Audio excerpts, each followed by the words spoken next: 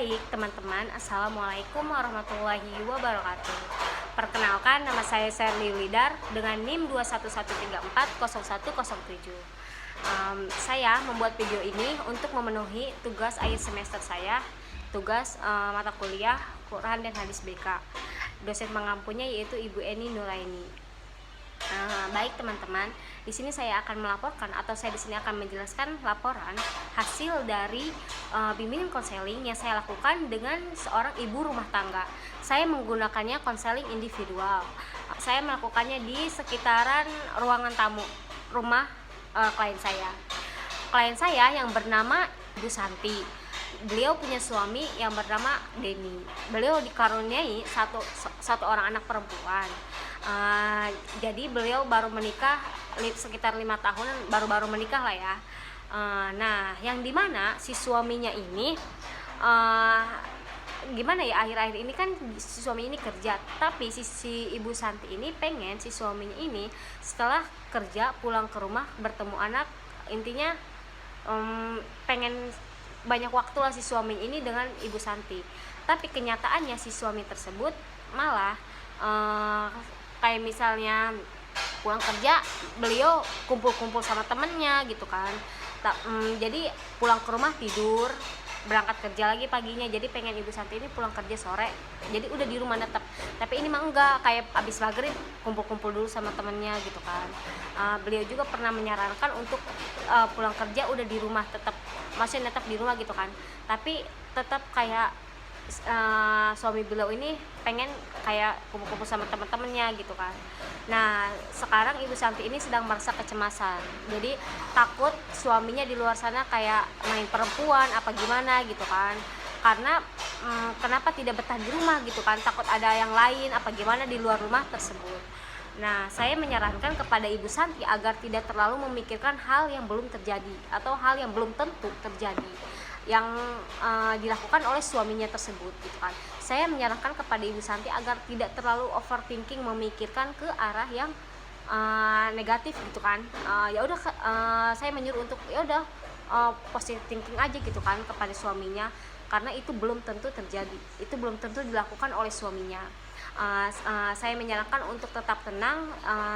Takutnya si suaminya ini kumpul sama teman-temannya untuk membicarakan soal pekerjaan yang sedang dilakukan oleh suaminya ini. Tapi emang seorang ibu rumah tangga ini mungkin kayak pengen suaminya di rumah untuk mengurusi anak bareng-bareng gitu kan, karena Ibu Santi ini dari pagi sampai sore ini mengurusi anak sendirian, jadi pengen malam itu sama ayahnya tersebut gitu kan. Tapi ayahnya tetap kayak udah disaranin untuk tetap di rumah, tapi si ayah ini tetap untuk keluar untuk berkumpul bersama teman-temannya. Nah, saya menyarankan kepada Ibu Santi untuk tidak terlalu overthinking, untuk tidak terlalu memikirkan yang belum terjadi dan belum tentu terjadi gitu kan. Jadi ya udah tetap tenang, menjalani layaknya ibu rumah tangga, istri yang baik gitu kan. Intinya jangan terlalu memikirkan hal yang belum tentu dilakukan gitu kan oleh suaminya, karena takut menyebabkan si suaminya ini tidak betah, karena kan rewel kan pulang kerja suami. Bukannya kayak pengen disambut dengan manis, itu kan kayak rewelnya istri, dari mana sih gini-gini, bukannya pulang kerja pulang ke rumah gini kan rewel ya. Takut membuat si suami ini risih, pusing gitu kan. Makanya saya menyarankan untuk tidak terlalu memikirkan ke arah situ. Yang penting si suami tetap pulang gitu kan, intinya tetap pulang malamnya itu gitu kan. Sebelum terbukti si suami ini bermain di belakangnya, jadi jangan terlalu ke arah situ gitu kan. Takut suami tidak betah dan dapat menyebabkan kehancuran rumah tangga gitu kan. Makanya saya menyarankan kepada Ibu Santi untuk tidak terlalu cemas, tidak terlalu takut, karena yang dirasakan Ibu Santi ini cemas, ketakutan. Nah, jadi teman-teman, hadis yang saya terapkan kepada Ibu Santi ini adalah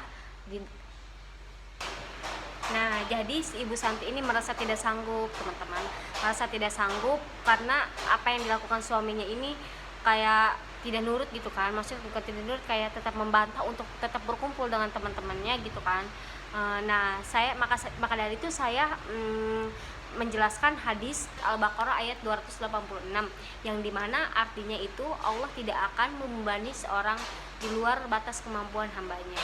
Jadi saya menyarankan kepada Ibu Santi agar tetap sabar, agar tetap nurut kepada suami, patuh gitu kan.